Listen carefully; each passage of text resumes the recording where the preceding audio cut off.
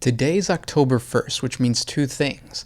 Number one, creepy stories set in the Warhammer 40K universe to get ready for Halloween. And number two, it's Orktober. So for this entire month, we're going to be dedicating ourselves to creating creepypastas, scary stories, and orc lore videos, terrain videos, painting tutorials, all that kind of stuff. So we're going to be celebrating the awesome green skin culture that is the orcs, and then we're also going to be celebrating the creepy stories or the mysterious and scary side of Warhammer 40K, which is pretty easy. Today is the very first scary story of the entire year. This is a creepypasta that I created for you guys to just listen to while you paint or do whatever it is that you guys do, and I hope you guys enjoy. If you guys are new to the channel, we post Warhammer 40K lore videos every single day, so I need you to do me a huge favor. Hit the thumbs up button if you like this type of content. Share with your friends, whether it's Twitter, Facebook, whatever social media you guys use, or wherever your community of Warhammer 40K players congregates. Share it with them. Hopefully they'll like it, and then comment down in the comment section below. Let me know what you think of the story, and then also if you have any cool ideas or something you guys would like me to explore within the Warhammer 40K universe that's creepy or scary, just comment down in the comment section below. So I really hope you guys are going to enjoy the content that we have for this October or Orktober, and let's get into the first creepypasta, The Ghost on the Imperial Ship. Today's story takes place sometime in the late 41st millennium, aboard the lunar-class cruiser, the Lord Carron, an ancient and baleful vessel constructed on a long-forgotten forge world by millions of God Emperor-fearing slaves whose lives were spent for its completion. It is said that the remains of these builders are imbued into the very foundation of the massive ship. Their bones are entombed within its structure, and their skulls are ornately sculpted into its dark facade. Lord Carron served as a key vessel on many bastion fleets in the Segmentum Tempestus, existing in a near-perpetual state of warfare against the frequent chaos and Xeno raiders that assailed the sector, up until its decommission and subsequent purchase by a mysterious rogue trader in the current millennium. But this story isn't focusing on the peculiar origin of this derelict vessel. The tale is about an indentured boy named Michael, whose life would never be the same after his first voyage on the Lord Carron. Michael's parents were loyal agri-worker farmers who signed an imperial covenant with a noble family by which they agreed to hand over their child in servitude in exchange for his schooling, transportation, and a potential job within the Adeptus Administratum once they arrived on the high world of Sheol. A contract like this was not unheard of. It was an honored way of moving up the class system and securing a career within the immense bureaucracy of the Imperium. If Michael was lucky, he would become an administratum envoy and return to his parents an accomplished bureaucrat. If not, at least he would have the opportunity to etch out a living within a noble family on a major hive world. This was truly the best opportunity the parents could afford to give Michael, and he knew and appreciated all of it. Even better for Michael, the family he was serving had a son the same age, Corey. Corey and Michael immediately took a liking to one another. The two shared similar interests in space travel and were enthusiastic about the adventure that lay before them. Corey taught Michael everything he knew about the vessels of the Imperium, from the history of the construction of the fleets of the Great Crusade on the Red Planet's Ring of Iron, to the importance of Geller fields, which shield the vessel from the evil creatures that prey on human ships. The parents encouraged this type of sharing. However, Corey's father would often have to correct the young boy's wild imagination. It was a bit comical how most of his son's stories would somehow deviate into horror thrillers where the evil enemies of the Emperor were always defeated by the mythical sky warriors known as Space Marines. In truth, Corey's father understood that the reality of life was sadly oppressive and soul-crushing. There were no demigods and evil creatures. The true enemies of the Imperium were the power-hungry administrators, drowning out the glory of the God Emperor with endless bureaucratic nonsense. And so with a heavy heart, the family left the comforts of their agri-world on a voyage towards a truly scary place, but one that was inevitable. Because of the family's noble position, they secured a very comfortable place within the Lord Carron. The journey would last a total of 19 solar months, and they would enjoy it in their own private living quarters. It included a library, a kitchen, and 2 cabins. Although this was small for the family, Michael was thrilled not to be obligated to share the living space with other groups like he did on his agri-world. It was unbelievable to Michael how massive this ship was. Nearly 500,000 souls inhabited the Lord Carron, and yet the corridors of the ship seemed eerily quiet. Not that Michael left the family's living quarters all that much anyways. Mornings for Michael were filled with chores like cleaning, cooking, prayer preparation, and anything else the family needed. Now, because the space was fairly small, the sounds of everyone's footsteps was an easy way to tell where they were throughout the day. When Father would return, the boys would study in the library. The sounds of buzzing serval skulls scrying through data slates and the drops of their candle wax hitting the library floor became a welcome sound that Michael learned to enjoy. Unfortunately, this calm routine didn't last. 2 months into the voyage, Corey's father became terribly ill. Within 3 days, this strange ailment took his life. Needless to say, it was extremely hard for the family to cope with this loss. Everyone, including Michael, were devastated. Back home, it was customary to say your last goodbyes during a funeral procession, and it was believed that a proper burial was required to ensure that the deceased passed into the Emperor's army of the light.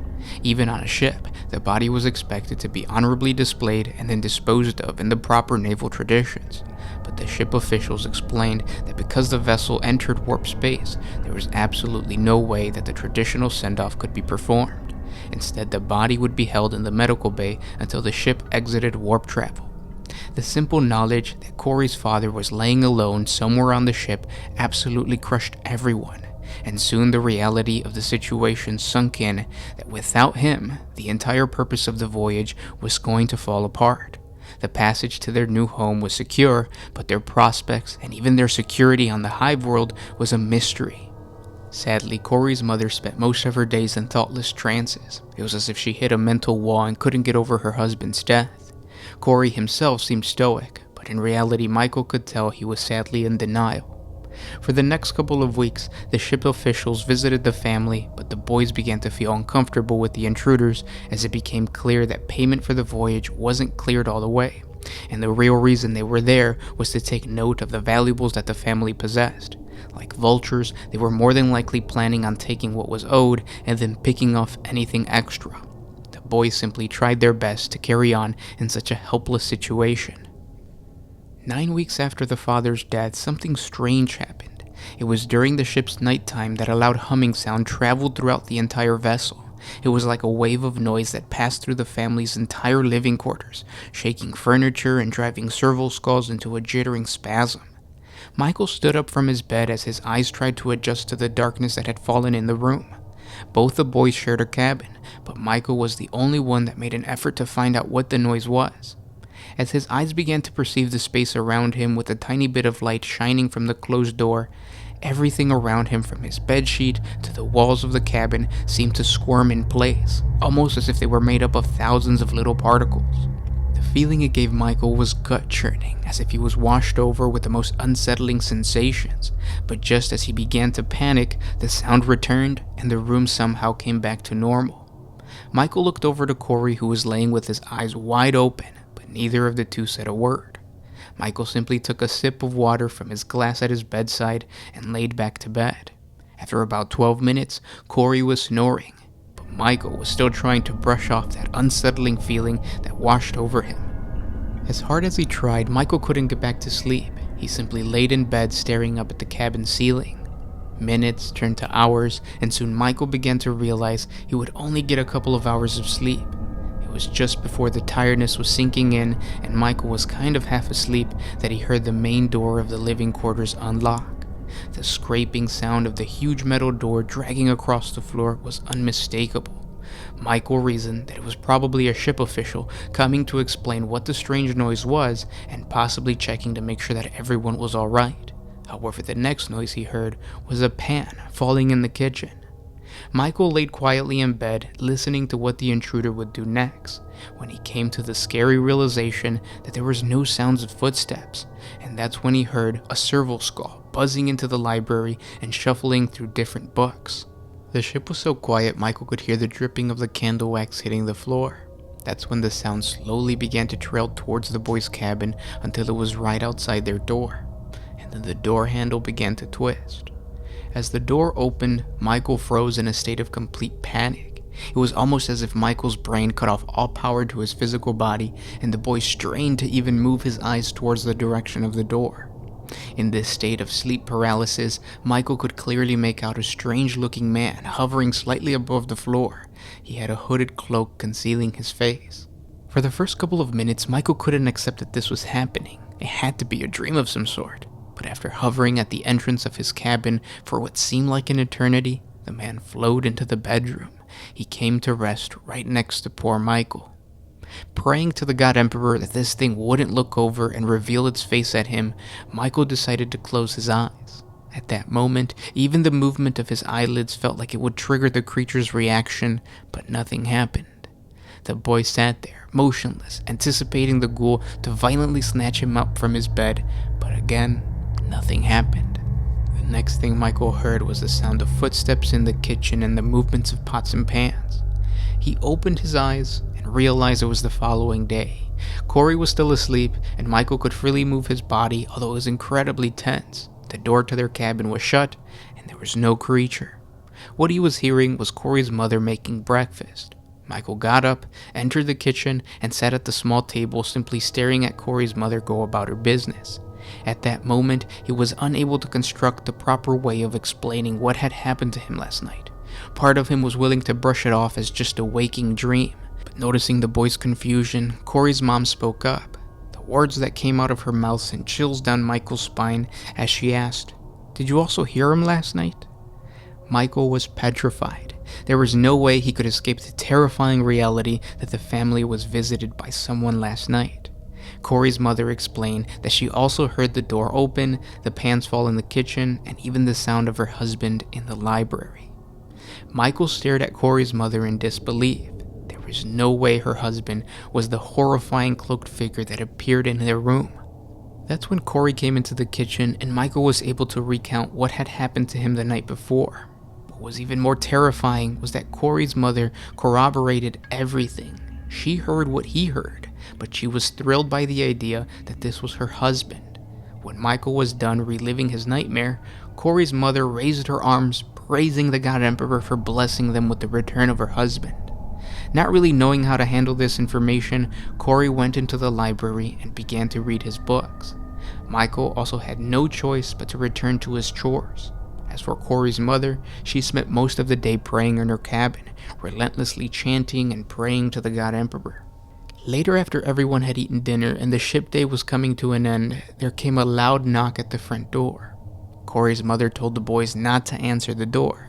The boys really didn't know why they couldn't open it. Michael was curious to hear what the ship officials had to say about the strange noise last night. But when the second knock came, Corey's mother insisted no one should open the front door. The two boys were then startled by what sounded like scraping coming from the other side of the door. Looking at their mother for instructions, she simply calmly told the boys that it was time for bed. Whatever was on the other side eventually went away, and the family made it to bed, but again Michael could not fall asleep. This time, he had a good reason after all he had been through. He also made sure not to let Corey fall asleep, checking every couple of minutes and even kicking Corey as he was dozing off. The hours dragged on as Michael's imagination sent him down a spiral of fear, recounting the stories of the evil creatures that hunt human ships as they travel through the void. And eventually the boy scared himself to a near sleep, when suddenly the front door scraped across the ship's metal floor and Michael was again frozen in terror as the same pan from the night before came crashing down. This time, Michael came to the realization that whoever opened the door had left it wide open. The boy desperately tried to wake up Corey before the creature appeared inside the room, but the paralysis was too strong. He couldn't move. The dripping of the candle wax and the movement of the data slate echoed through Michael's mind until once again the creature twisted the door handle and slowly opened the cabin door. Knowing that Michael's mind would never be the same if he set eyes on the creature's face, he sealed his eyes shut and prayed to fall asleep.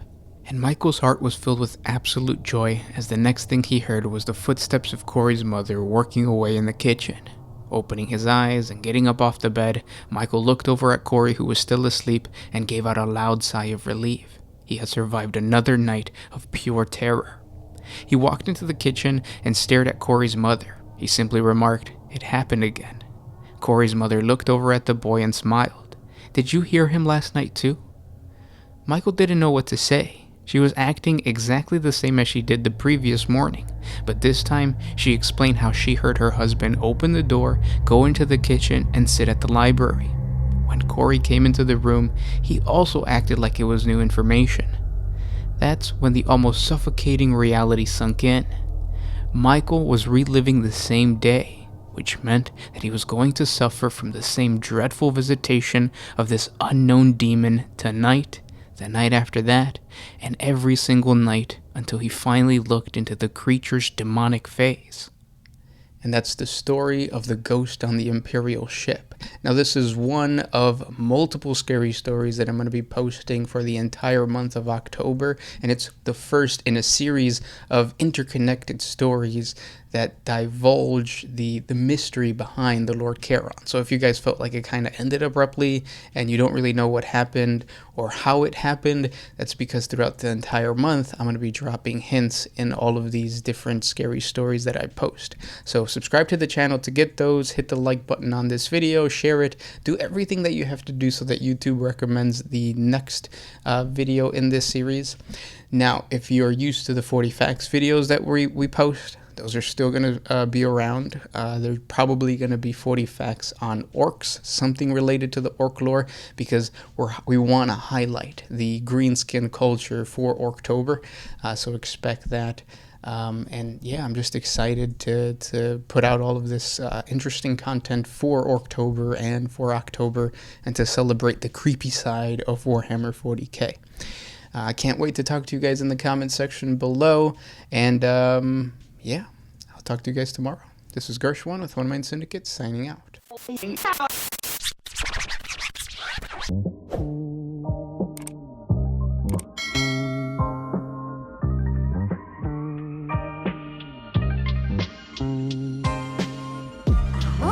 used to put my freedom first in any situation.